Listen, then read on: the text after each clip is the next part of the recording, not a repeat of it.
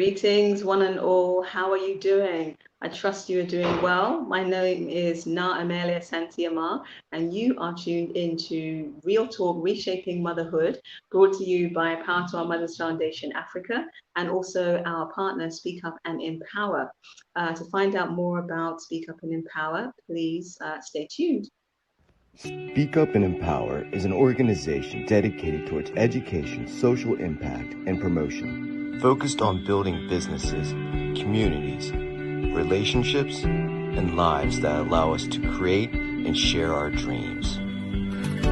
When we are able to approach life with a desire to allow the best in ourselves and all those around us, abundance of health, wealth, and love will naturally flow. Speak Up and Empower provides community members with the tools that they need to create and share their dreams.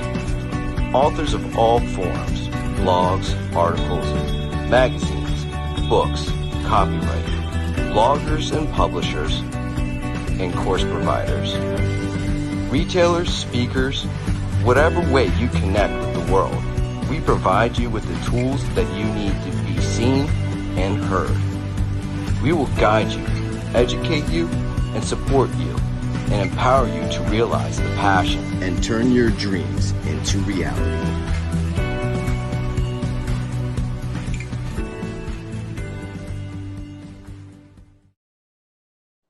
Thank you, and welcome again to Real Talk Reshaping Motherhood. My name is Asante-Armar, and if this is the first time you're joining us, please do just take a few seconds to drop a comment and let me know where in the world you're joining us from.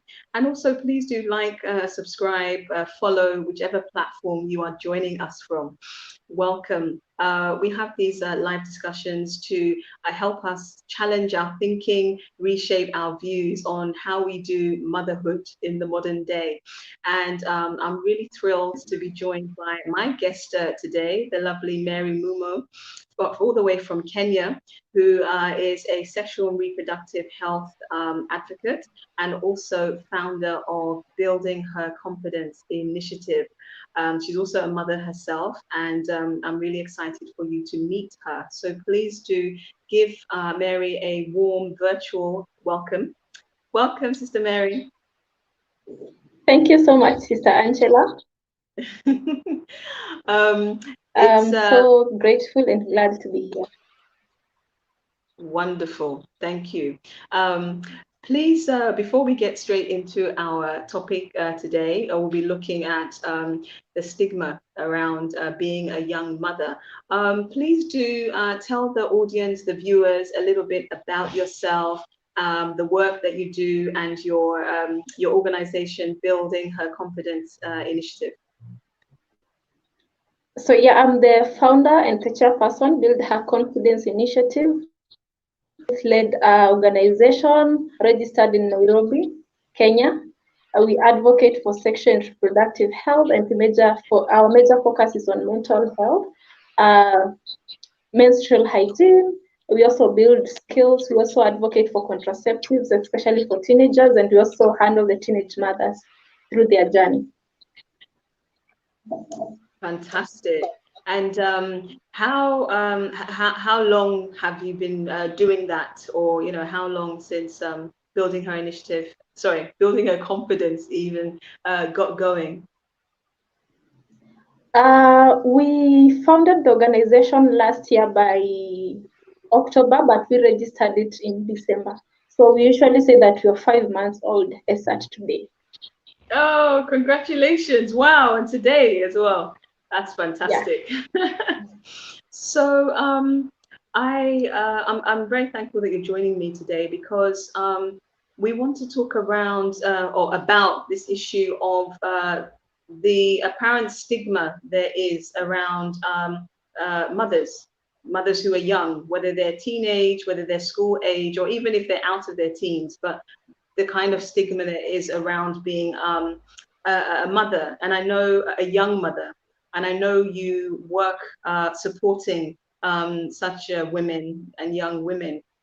But first, would you like to share a little bit about your own story, which may actually not be similar to the women that you support? Okay, yeah. Personally, I got pregnant at the age of 19 years. So, as people may term it, I was a teenager, but I usually don't like the word teenager for young mothers. Instead, I prefer young parent or a young mother. Well, for me, I really thank God. It's been a good journey. I'm enjoying motherhood. It's amazing. Yeah, so there is a lot around motherhood, especially for teen mothers, for young mothers, or rather for young parents, whereby they are experiencing a lot of stigma, especially here in Kenya. And I'll start by saying that stigma is a mark of disgrace associated with a person. And it occurs when an individual possesses or thinks they possess a characteristic that is overlooked by another group. Young mothers have been stigmatized by being unmotivated, incompetent, immoral, irresponsible, by being failures, among other things. Wow. Well, there's a lot in what you just said in terms of, like you say, the incompetence and being young. So what you're saying is that, well, is what you're saying is that you didn't necessarily face any of the stigma. Is that correct? Actually, not that I didn't face any, but I'm one person who doesn't allow any negativity to pull me back. Wonderful.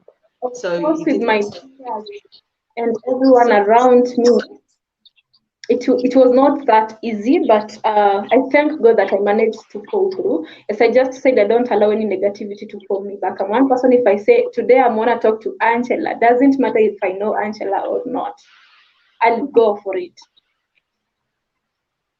So yeah, I was in college by then. Actually, I was in my last year in college when I got pregnant. So of course, with my peers, it wasn't easy for me going through the pregnancy journey. You'd find people who are like, "Hey, Mary, why did you have to do this? Why are you pregnant? You're still young. You have a life to live." But then again, it happened. My daughter is here. She's all grown. Actually, I would say that she's my happiness as at now. But on the other hand, we have those people who are seeing me as a failure. Yeah, you know what? That girl got pregnant at a very young age. She's a failure. What's she gonna do with her life? You know, like people at some point thought of nothing good will ever come out of her. But all I can say is that we all need support in one way or the other. This support, we can maybe get it from our partners, from our parents, from our relatives, friends. With support, it's easy to walk through the journey. It's easy to manage the situation. Wonderful. So, is it your own experience of what you faced that led you to want to support other mothers and, set up building her confidence, or was it something else, some other reason that led you to want to support mothers in your situation or younger? It's from my story, from my journey while I was growing up, when I was a little girl. You remember very well, I started receiving my menstrual periods while in Form 2, and I was around for 13, 14, 15 years, somewhere there. And actually, I knew nothing in relation to menstruation. I knew nothing in relation to my body changes. Of course, we have the education I had from my primary level. I knew at some point my body would change, but I didn't know what exactly will happen. Reason, I wasn't given any information from home. No guardian sat me down and told me, Mary, you know what? At this and this age, you receive your periods. This is how you handle yourself when you receive your periods. These are the products you're supposed to use. These are the products you're not supposed to use. So from that story, now I realized maybe we have many other people who doesn't know this is what you're supposed to do. So I would say that's the main thing that motivated me to start the Build Her Confidence initiative. Okay. And so I know you've mentioned briefly the kind of stigma that surrounds mothers, but can you give us more of an example, I guess, on, how they're affected maybe on different levels? So like practically, emotionally, mentally, what have you seen, or what do you have to deal with in supporting these mothers? For supporting the mothers, what we have to do, I usually say that we can use the strength-based approach. I call it the SBA. With the strength-based approach, we can hold meeting with the young mothers. Then we can acknowledge their ideas on how to reduce the stigma by their expectations. We should also see the young mothers that they have been in a difficult situation and not any failure in any failures, not any failures. If we take it like a difficult situation, we'll approach the matter in a more positive way. Then again, we need to motivate them to identify their personal strengths and also encourage them to achieve their dreams by reducing the stigma.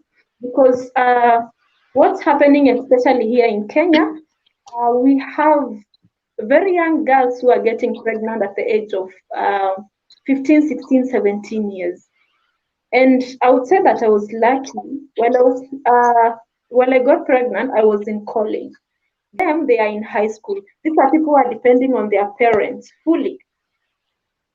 So if they get pregnant, it's either they will drop out of school, and that means their life has been cut short.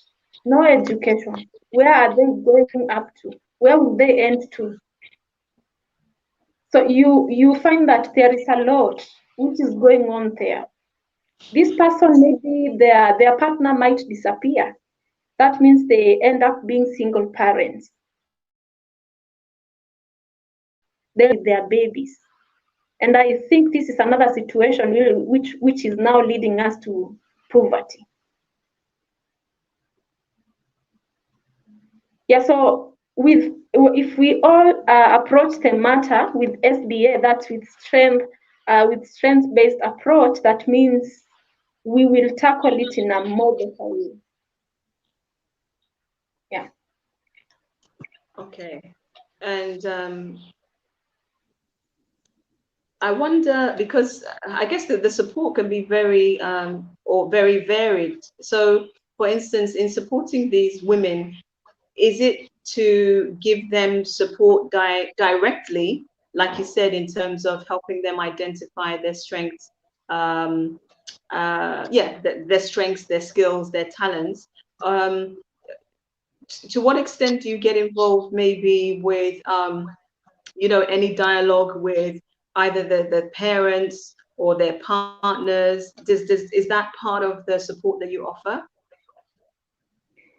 Well, I would say that what we usually do here, like if we identify someone who is and are going through the same, we usually go sit them down, know the situation on the ground. Then if they have parents, we can now go visit their parents, talk to the parents, show them the importance of this girl getting back to school, show them the importance of education. Having a child doesn't mean that that's the end of your life. You can still do better. You can also be encouraged to go for the government programs or interventions. But what do I mean by interventions? When you actually realize that's actually active, you can encourage them to practice safe sex always. You can also encourage them to uh,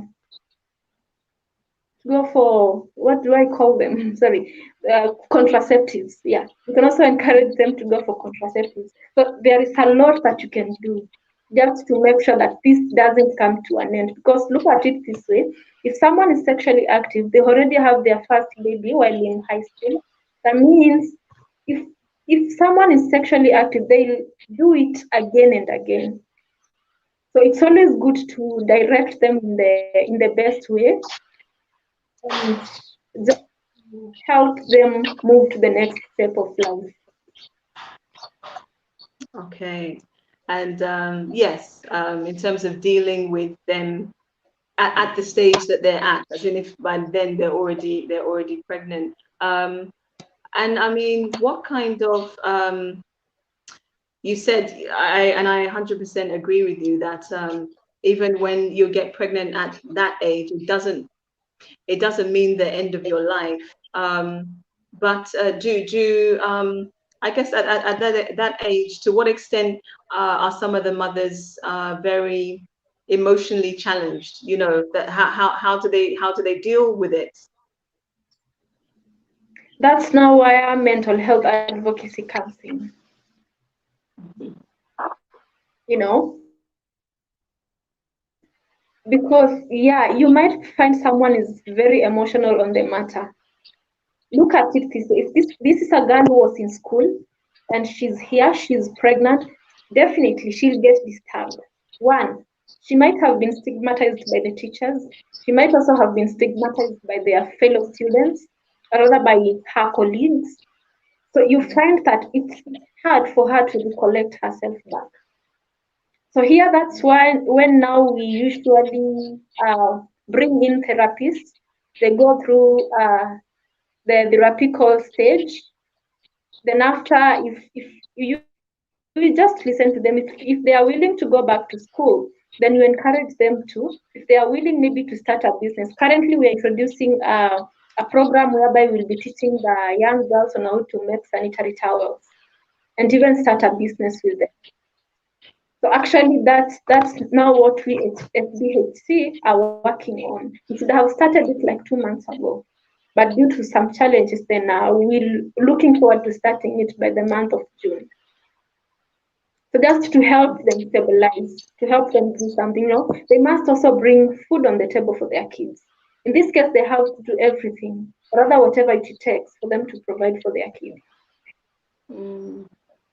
Yeah, no, very important, and I understand. I wanted to touch on those kind of difficulties. So, um, is it too early to say or to speak of any kind of whether it's case studies or stories that have ended well in the sense that mothers who have become or girls who have become pregnant young and either they have become pregnant, they're carrying their pregnancy through, and they're doing okay, with the support that you are providing, and they kind of know how they're going to manage themselves.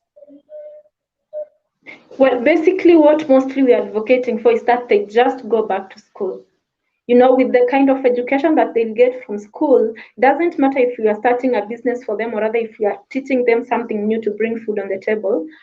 But we have a very big, the education will make a very big impact. So the part of education is very important in their lives. So what we are doing is encouraging them to go back to school. Then after they are done with maybe their Form 4 level, if the parents or rather if the guardians are able to take them to college, then we also talk to them and help them go to colleges. Then from there, yeah, if they are willing, rather if there is nothing to take them to college, maybe if they are financially challenged, now that's when we come in. What do? We can help them identify a skill. Like currently, as I just said, we're looking forward to making of the reusable sanitary towels. We're also looking forward to making of the African bracelets, among other things, whereby maybe they can sell and get money.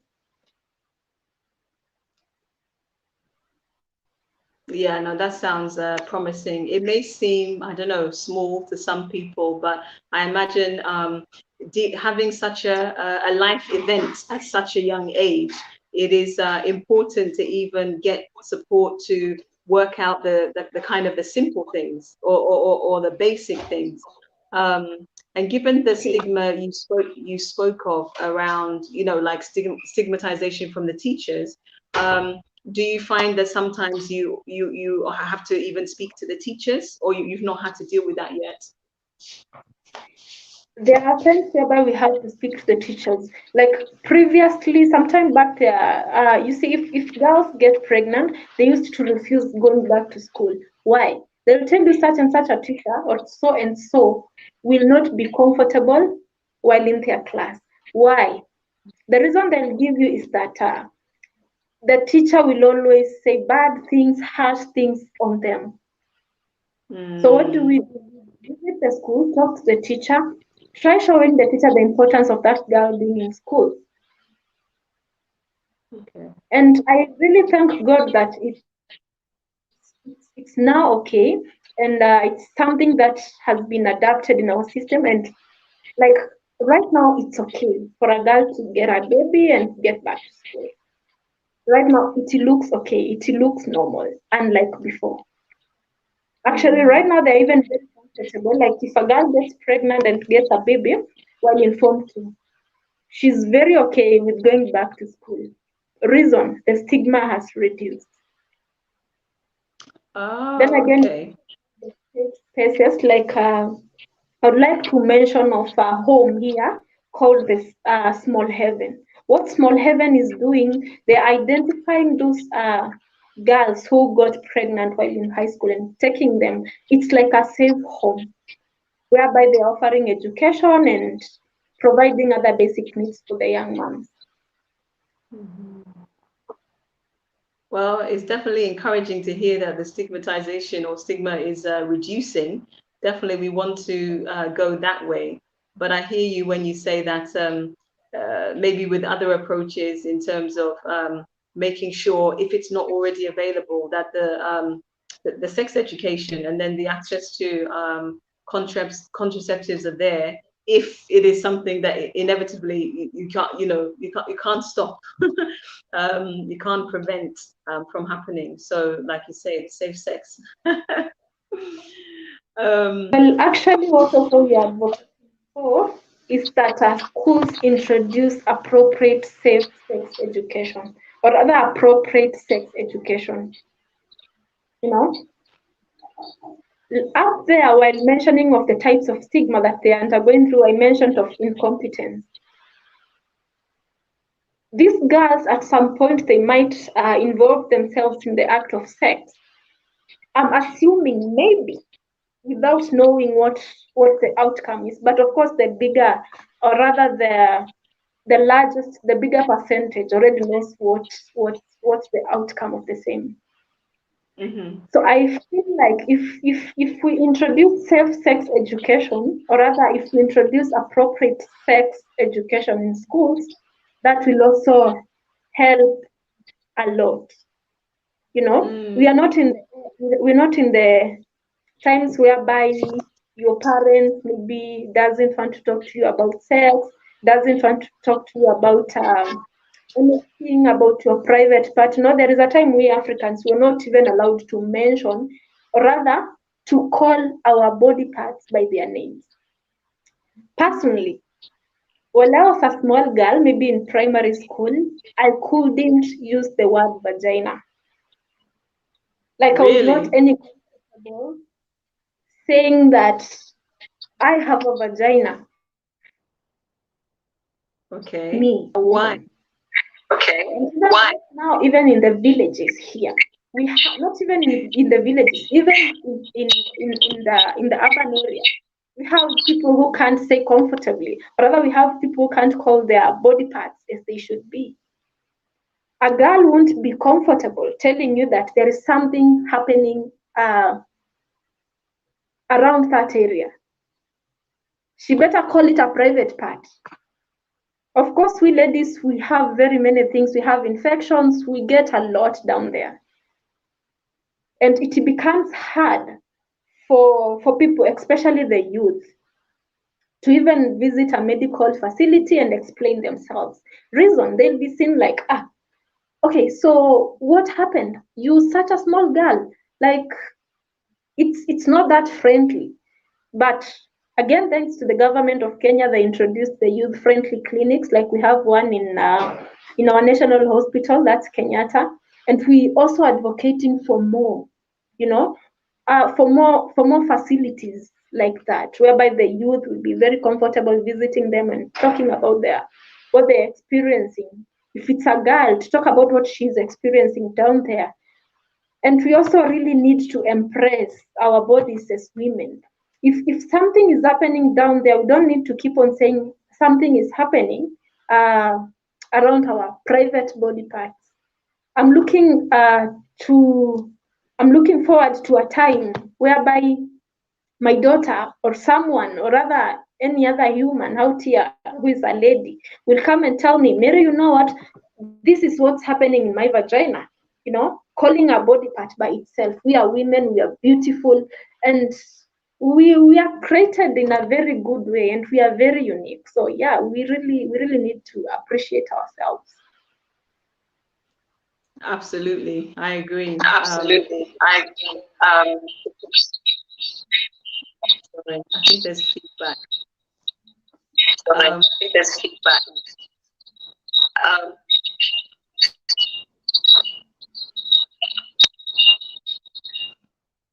I absolutely agree with you. I think we may even need to start earlier than we think in terms of, you know, educating our children or young people, how to name unapologetically all the body parts, so that, you know, girls can not only name their own body parts, but they can name boys' body parts and vice versa. We're human beings, you know. So why is it that we don't know? We can learn biology, but we don't. They don't maybe openly teach anatomy. You know, it's like so. I agree with you that we definitely do need to get to a point where anybody can call a body part, be it the vagina, be it the penis, be it whatever, by the name it was given. It was given a name, so we can identify them. So I absolutely agree with you. Let me just ask you, what would you say in the work that you're doing, what would you say is maybe your greatest challenge, or what has been your greatest challenge to date?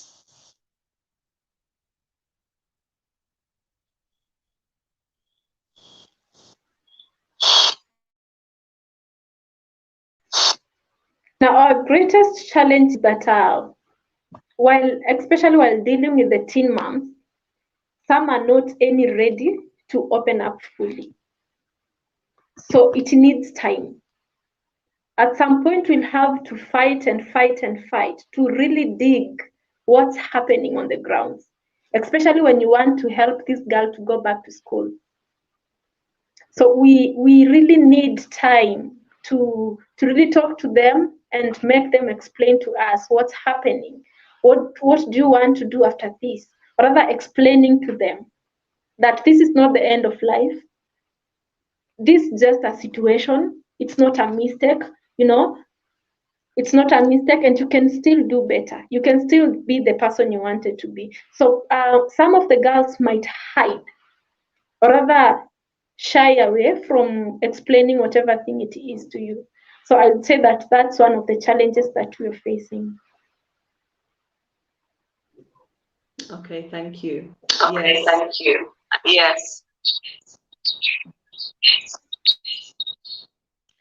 I imagine it's, yes, you can only help somebody to the extent that they give you the information you need.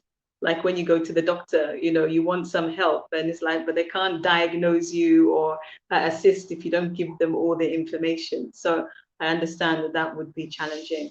Thank you. We've covered quite a lot, actually. I would like to invite you to give maybe a parting message or closing message with the viewers, and let them know how they can reach you, you know, if they, or reach your organization, if they want to support you in the work that you're doing.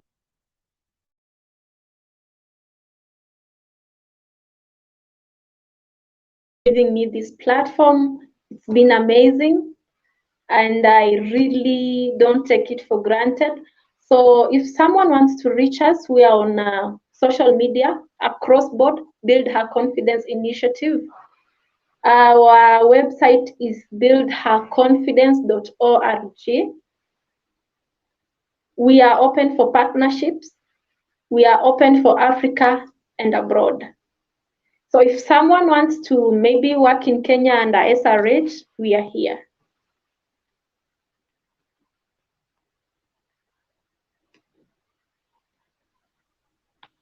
Sorry, dear. Sorry, dear.